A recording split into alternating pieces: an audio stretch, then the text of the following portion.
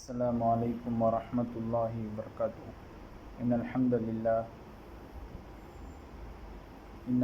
لله نحمده ونستعينه ونستغفره ونؤمن به ونتوكل عليه ونعوذ بالله من شرور أنفسنا ومن سيئات أعمالنا.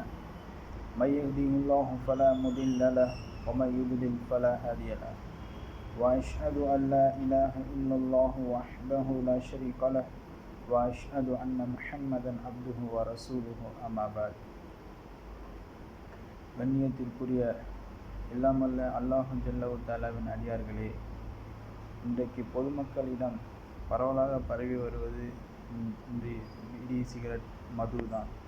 இந்த பீடி சிகரெட்டை மதுவை பயன்படுத்தக்கூடியவர்கள் நம்மை அதை பாதிக்கும் என்று நன்றாகவே தெரிந்து வைத்தும் கூட அதை பிடிக்கக்கூடியவர்களாக இருக்கிறார்கள். ஆனால் அது நம்மை மட்டும் பாதிப்பதல்ல, நம்மை சுற்றுப்புறம் இருக்கிற அனைத்து மக்களையும் அது பாதிக்கக்கூடியதாக இருக்கிறது. ஒருவர் சிகரெட் பிடித்துவிட்டு அவர் வருகிறார், ஆனால் அது அவர் அருகில் இருப்பவருக்கும் அது அவர் வாயிலிருந்து வரக்கூடிய துர்நாற்றத்தால் பெரிய பாதிப்புக்கு உள்ளாகிறார்.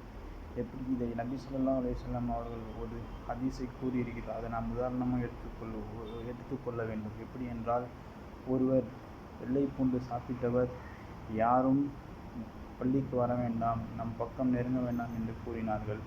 ஒரு அவையில் நபி ஸல்லல்லாஹு அலைஹி வஸல்லம் அவர்கள் ஒரு தோட்டத்தை நோக்கி சென்று கொண்டிருந்தார்கள். அப்பொழுது அவர்களுடன் இருந்தவர்களும் சில பேர் வெள்ளை பூண்டு சாப்பிட்டார்கள், சில பேர் வெள்ளை பூண்டு சாப்பிடாமல் இருந்தார்கள். இதை பார்த்த நபி ஸல்லல்லாஹு அலைஹி வஸல்லம் அவர்கள் வெள்ளை பூண்டு சாப்பிட்டவரை தம் பக்கம் நெருங்காவிடாமல் பார்த்து கொண்டே இருந்தார்கள். வெள்ளை பூண்டு சாப்பிடாதவரை மட்டும் தன் பக்கத்தில் வைத்திருந்தார்கள். இப்படி இந்த வெள்ளை பூண்டு வெங்காயத்துக்கே இந்த பாதிப்பு என்றால், இந்த பீடி சிகரெட்டுக்கு நாம் எந்த அளவுக்கு நாம் எடுத்துக்கொள்ள வேண்டும். இதை எடுத்துக்கொண்டு நாம் பள்ளிக்கு வரக்கூடியவர்களாக இருக்கிறோம். இது மார்க்கம் தடுத்திருக்கிறது. அது மட்டுமல்லாமல் அல்லாஹ் திருமறை குர்ஆனில் கூறுகிறான், வலா தக்துலு அன்ஃபுஸக்கும் இன்னல்லாஹ பிக்கும் ரஹீமா.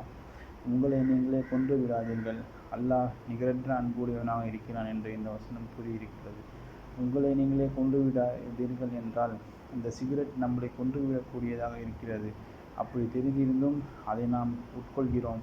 அதனால் நம் உடலுக்கு கேடு விளைவிக்கக்கூடியதாக இருக்கிறது. அது மட்டுமல்லாமல் அல்லாஹ் அடுத்தபடியாக கூறுகிறான், வலா தல்கு பிஐதீக்கும் இலா தஹலுகத்தி. உங்கள் கைகளால் நீங்கள் நாசத்தை ஏற்படுத்தி கொள்ளாதீர்கள் என்று அல்லாஹ் கூறுகிறான். இந்த சிகரெட்டை நாம் கைகளாலே நாம் நாசத்தை ஏற்படுத்தி கொள்ளக்கூடியதாக இருக்கிறது. அப்படி நம் உடலுக்கு இது பாதிப்பை ஏற்படுத்தக்கூடியது என்று தெரிந்திருந்தும் நாம் இதை உட்கொள்கிறோம். அதுக்கு அடுத்தபடியாக அல்லாஹ் ரப்புல் ஆலமீன் கூறும் பொழுது, உங்கள் உடலுக்கு கேடு விளைவிக்கிற பொருள்கள் எல்லாம் ஹராமாகும் என்று கூறுகிறான். இது எப்படி என்றால், இது நமக்கு உடலுக்கு கேடு விளைவிக்கிற பொருள் தானே இந்த பீடி சிகரெட், அது நமக்கு ஹராம் என்று அல்லாஹ் இந்த குர்ஆன் வசனத்தை பார்க்கும் பொழுது நமக்கு தெளிவாக தெரிகின்றது.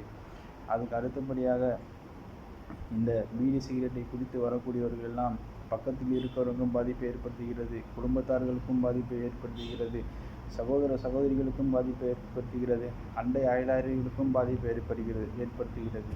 இது எப்படி என்றால், புகையிலிருந்து 300க்கும் அதிகமான நச்சுப் பொருட்கள் டாக்ஸின் வெளியாகின்றன.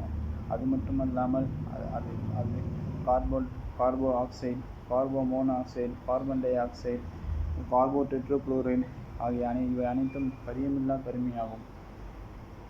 புகைப்பிடிப்பதால் உதடுகள், நாக்கு, மூக்கு, கன்னம், மூக்குக்கு இரு பகுதியில் உள்ள சைனஸ், தொண்டை, பேரிங்ஸ், பெருங்குடல், சிறுங்குடல் ஆகியவை பாதிப்புக்கு உள்ளாகிறது. இதனால் கல்லீரல், ஆண் பெண் ஜனன உறுப்புகள் இதனால் பாதிப்புக்கு உள்ளாகப்படுகிறது. இதை பிடிப்பதனால் இவ்வளோ பாதிப்புக்கு ஏற்படுகிறது. அதாவது கிட்டத்தட்ட எல்லா உறுப்புகளும் பாதிப்புக்கு உள்ளாகப்படுகின்றன. இதை சிகரெட் பிடிப்பதினால் நம் இதயத்துக்கு செல்லக்கூடிய இரத்தமும் சீராக செல்லாமல் பொறுமையாக செல்லக்கூடியதாக இருக்கிறது. இந்த சிகரெட் எப்படிப்பட்டது என்று பார்த்தோம் என்றால் நம் இதயத்திற்கு செல்லக்கூடிய இரத்தத்தையே அது பொதுமையாக செலுத்தக்கூடியதாக இருக்கிறது. அதுக்கு அடுத்தபடியாக சிகரெட் மூளைக்கு செல்லும் இரத்தம் கூட செல்லும் கரோட்டிட் வழியாக அவர் செல்லாமல் பொறுமையாக மூளைக்கு இரத்தம் செல்லக்கூடியதனால் அவருக்கு பக்கவாதம் ஏற்படுகிறது. இதனால் நாம் சிகரெட்டை விட்டு நாம் தள்ளி இருக்க வேண்டும் என்று கூறியவனாக என்னுடைய இந்த உரையை நிறைவு செய்கிறேன்.